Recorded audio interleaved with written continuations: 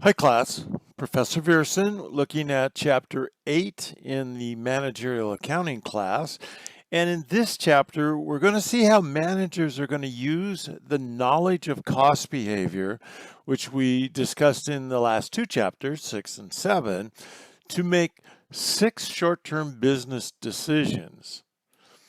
Now, how do managers make decisions? First of all, managers define business goals. That's the first part of the process.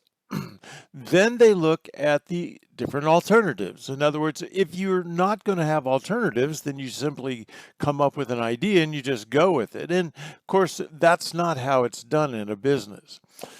You gather and analyze the relevant information, okay? So there's that word relevant. That's really important in all of these models that we look at. And then you compare the alternatives. You choose the best alternative, okay? And then, of course, you're going to implement that decision. And then after you've implemented, you look back and you say, okay, well, this is what we planned on happening.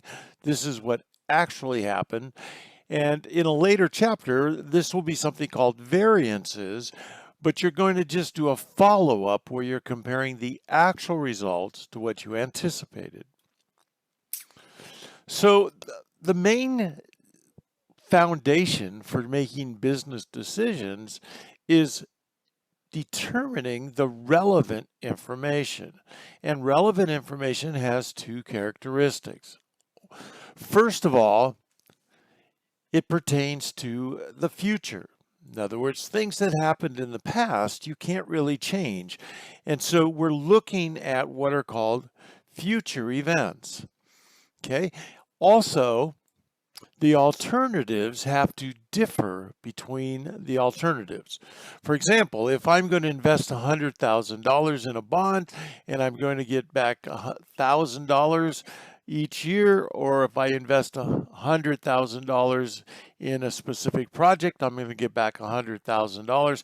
It's not really relevant because you're going to get back the same amount. So there has to be a differ in the alternatives. Okay, so relevant information, number one, is expected future cost and revenues. In other words, their relevant costs and revenues. And number two, differs between the alternatives. As you can see, sales revenue of 100,000 versus sales revenue of 25,000.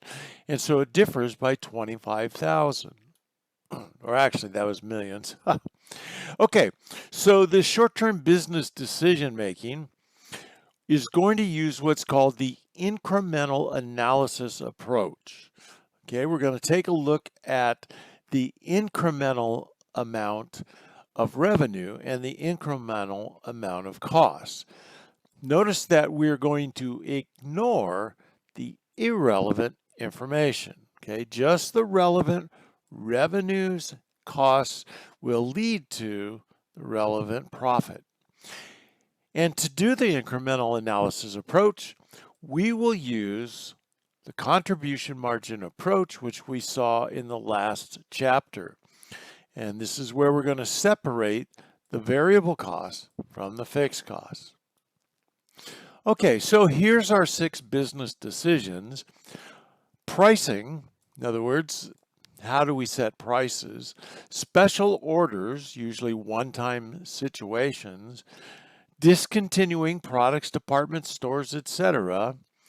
Product mix, when resources are constrained. In other words, if you have something that is considered what we call a bottleneck, then you have to decide how much of one product do you make and how much of another. Outsourcing, which is a huge thing right now, and depending on when you're listening to this tape, that's the either do we make it here or make it in our business, or do we buy it from another company, another country, or again, do we make it here? And then the concept of selling something as it is or processing further. And of course, a key example of that is the petroleum industry, where you can take oil and turn it into 100 different products, including plastics and rubber and just a number of different things. Okay, the pitfalls to avoid are we want to avoid what are called sunk costs. Okay, costs that have been incurred in the past and cannot be changed. So, for example, if I bought a truck last year for $50,000, the fact that I may buy a truck this year, the $50,000 I spent on the truck last year is irrelevant. It's a sunk cost. There's nothing I can do about it. And that may sound intuitively not the way we make decisions. It is when we're doing a business model. Now, if I can trade that truck in for $30,000, that would be relevant. But the $50,000 I pay for it is a sunk cost, and it's irrelevant to the decision. So we want to avoid using unit costs. Here's another thing, unless they are purely variable. In other words, fixed unit costs are not a good way of making decisions. So decision number one is the pricing decision, and it's actually one of the tougher ones that we have.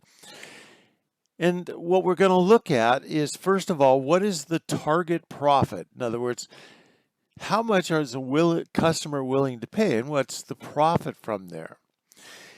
And we have to decide before we go in and do this, are we a price taker or are we a price setter? Okay, price takers, that's where we're in a business or a business environment where there's a lot of the same type of products. In other words, the products lack a uniqueness. They're not brand names, okay? There's heavy competition, so like the t-shirt business would have heavy competition. And they use a pricing approach that calls target costing. Okay, so price takers will use target costing as their method to make a decision. Price setters, they're the ones that have maybe a unique product, okay? The product is branded. That would be something like Michael Jordan tennis shoes. You simply can charge more because of the name Michael Jordan. Less competition, maybe something like a yacht or something that has a specific uniqueness to it, so there's not a lot of competition.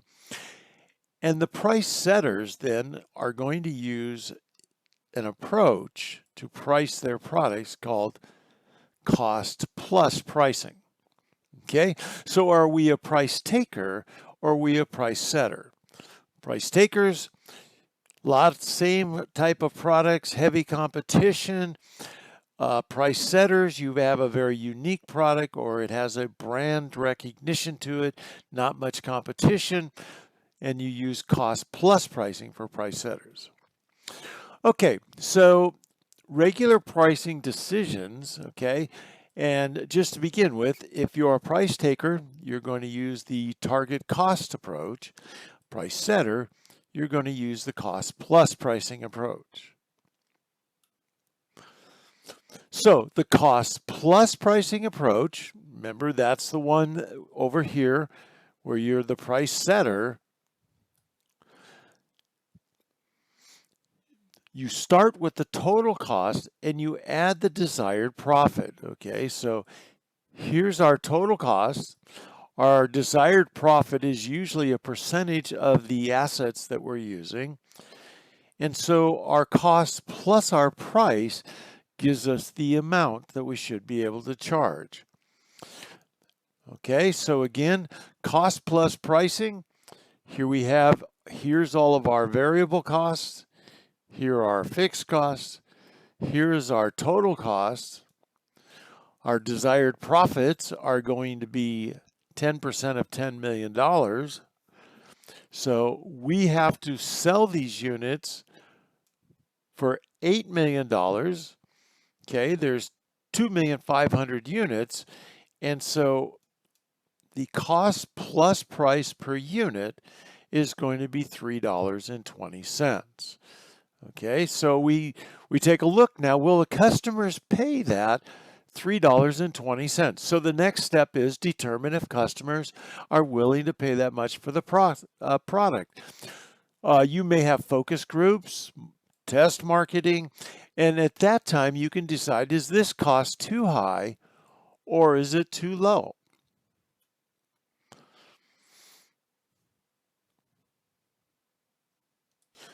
Okay, so as we saw with the cost plus approach, those were price setters. When we're talking about using target costing, these are going to be the price takers, okay? So in other words, here we don't have much choice. We have to take whatever price the market is going to offer. Okay, the last one we were looking at was cost plus, and those were price setters. So they were setting their own price and then doing market testing to make sure the customers would pay it. Here, we're kind of told what the price is going to be, and now we have to cut our costs in order to be competitive. Now to do this, we're going to start with the market price, okay? So that's given to us because we're a price taker, and we're looking to see the price the customers are willing to pay, and then we're going to subtract the desired profit, okay? So here's the revenue at the market price minus the desired profit, and this will give us our target total cost. So what we're looking at when we're a target costing, we're looking at the fact that our total cost should be at $6,500,000. However, when we look at our total cost, we're at $7 million. So what does this tell us? It means in order to be competitive, we're going to have to cut our costs by $500,000. Okay, so target costing, we now have, we're $500,000 too high. What are our options? In other words, how can we cut our costs? Well, we can either reduce fixed costs, or we can reduce the variable cost per unit, or we can switch and maybe do some branding or product differentiation. And instead of having to take the different prices, we can then become a price setter, or we just have to accept a lower profit. So those are all the options that are available to us. All right, so if you look at this, you can see that here we are at $6,500,000. That's the target cost that we have. It says that we've identified $100,000 worth of fixed savings. So our fixed costs went down by $100,000. So now when we look at our variable costs, we're still off, but now we're only off by $150,000. So we figure out that we need to bring down our total variable cost to $1.34. It's at $1.50, and so we're going to have to reduce our variable cost by 16 cents, or we're going to have to take less in profit. The only other thing we can do is make a product differentiation, and that takes a lot more time and effort. So you get the idea. The two types of targeting is going to be when we do cost plus for price setters and target costing for price takers. Okay, again, I'll tell you, pricing is one of the more difficult of the short-term decisions. Now, a special order is when a customer requests a one-time order at a reduced sales price. Sometimes it's for a large quantity, so management has to consider taking this order if they have, first of all, excess capacity to fill the order. In other words, you're not using all the machines. You have certain workers that are perhaps not working a full 40-hour week or whatever it may be. And now you have to ask, will the reduced sales price be high enough to cover the incremental costs of filling the order? Okay, so will the special order affect the regular sales in the long run. In other words, if I sell this one-time customer a basketball for $4, but I'm charging my regular customer $6, will they hear about it, and will it affect them in such a way that they say, hey, you sold it to X, Y, and Z for $4, you're charging me $6, I'm not going to put up with that. So you have to consider these things before making a decision on a special order. All right, so let's say we normally sell shampoo at $3.20. But we get a special order offer to buy 20,000 bottles for $1.60. Now, first of all, we have the extra capacity to do it. So in other words, all of the fixed costs are unavoidable, so that's irrelevant. But we do have some of these extra costs, okay? So it says they want the shampoo packaged under its own private label. So this is going to save us 15% cents a bottle. They will pay for the shipping, so that's good. There's no sales commission. However, they will have to pay $2,000 in legal fees to draw up a contract. So let's see if we're going to accept this special order or not. Well, the only costs that we're going to consider, or the only revenue, are the ones that are relevant, okay? And they're incremental costs. So here's the incremental revenue. And that's $1.60 times 20,000 units, okay? The variable expenses are going to be $1.05, okay? And that's after we've reduced it by the 15 cents. And it so means that the incremental contribution margin is 55 cents, or we will have contribution margin, additional contribution margin, and again, that contributes to the fixed costs, and it also contributes to the operating income. And then we have to add, or I should say subtract, the $2,000 we're going to have for the legal fees that is fixed. So the bottom line is the operating income is going to increase by $9,000. So if it does not affect our regular sales, we would say yes, we would accept this one-time special order because we would increase our operating income by $9,000. Okay, so a little decision table here. Accept the special order if the revenue from the special order exceeds the incremental cost. Okay, that's the calculation we just did. That means we'll accept the order. If the revenue from the special order is less than the incremental cost, then we reject the special order. And that just makes sense. Okay, so here's 4 more special business decisions. We'll do those in the next tape. So bye for now.